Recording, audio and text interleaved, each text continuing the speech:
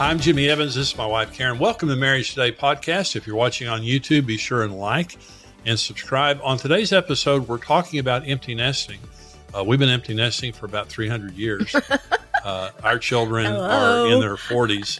And literally, I think we had an empty nest. Now, we got married at 19 years old, had Julie when we were 20, our daughter when we were 20, had Brent when we were 23.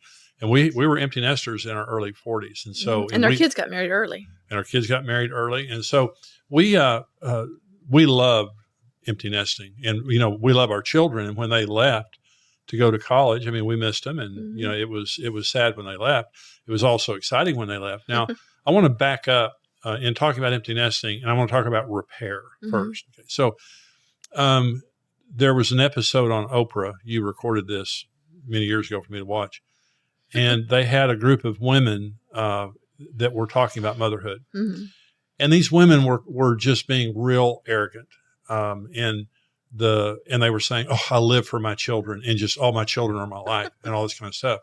What the women didn't know was their husbands were behind the scenes at the studio watching it, and they were all very angry. They were showing the husbands, and the wives were just talking about, "Oh, this is what I do for my child, and this is what I do for my child." Well, the husbands were mad because the wives had turned their hearts toward the children more than the husbands. The law of priority in marriage says marriage is first before the children. The children are going to leave home. But your marriage is forever, but the children are a temporary assignment. You're going to have a relationship with your kids, but when your kids grow up and leave home, they don't want you chasing after them. We have a very close relationship with both of our kids and our grandkids, but you talk to Julie probably every day on the phone, but we see Julie and Corey and our granddaughters 3 or 4 or 5 times a year. Go there, they come here. Our son Brent, that I work with here at XO, they live 15 minutes away from us, and we see them once a week or something like that, maybe twice a week. And so, but the point is, they don't want you in their back pocket. Well, when husbands make the same mistake, I'm not just picking on the women. Husbands many times will turn their hearts toward their careers, and the wives will turn their hearts toward the kids.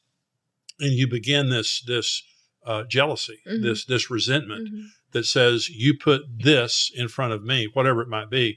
But typically it's the kids or work or something like that. And what I'm saying is, when you have an empty nest and the kids leave home, if you put your identity in those children, your identity left when the kids left. Well, I think it goes back to the beginning of their marriages. Is if they aren't dealing with conflict, if they're not dealing with issues the very beginning of their marriage, then that's why their heart starts turning in a different direction. Like, if the marriage is not meeting their needs that they feel like they want, they don't know how to fix it. So they start going towards the children because that gratifies something, That's right. Or the husband gets gratified at work, And so I think what you and I had to do is, because our marriage almost ended. And so we had to start several years into it. Yeah. And so we had to start working on our marriage. Yeah. And because we built that good foundation, by the time the kids left, we were like, hooray, because that's what I'm saying. Yeah. And it was like, it was, to me, it was refreshing not to have that, that be able to have a relationship with your kids outside of being the parent is so refreshing. Yeah, it's a beautiful gift of friendship. And so our children today, both Brent and Stephanie has celebrated their 24th anniversary. I think Julie and Corey maybe 26 or 7. They have great marriages. They prioritize their marriages. They have great kids. They're great parents. But they have demonstrated in front of their kids what we did with them. Exactly. That is, the marriage is first. That's what I was going to say. They now do exactly. They're good at date nights. Really good at date nights, and they put themselves first. And I see their kids. Their kids have such a healthy, confidence and esteem. And yes, they go through kid stuff, but it's like you can tell the difference between a healthy family and not. Well, so the kids. Watching your parents love each other makes children feel secure. When parents don't have a good marriage, the children are insecure, and then the kids leave home, and this is where problem in-laws come from. Problem mothers-in-law and fathers-in-law happen because you overly identify with it's called triangling. You begin to use your child to emotionally prop yourself up, a lot of times because the marriage isn't working.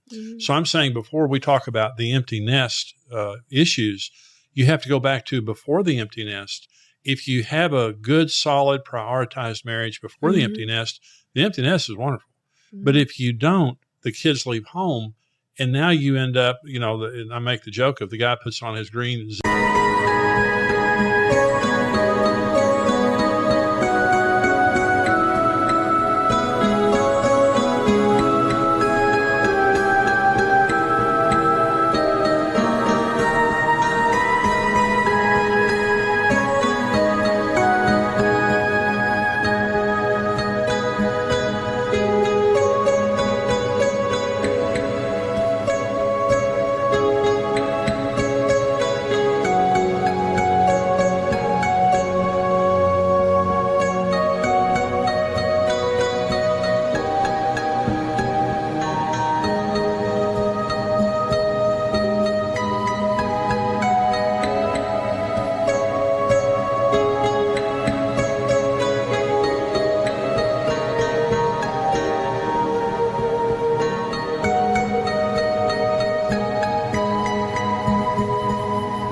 up jumpsuit and goes in the garage and builds something for 30 years because he doesn't want to be in the house with his wife. Well, speaking of empty nest, though, I can always remember when we were going through empty nest, and then our friends were behind us because we were so young when we had kids.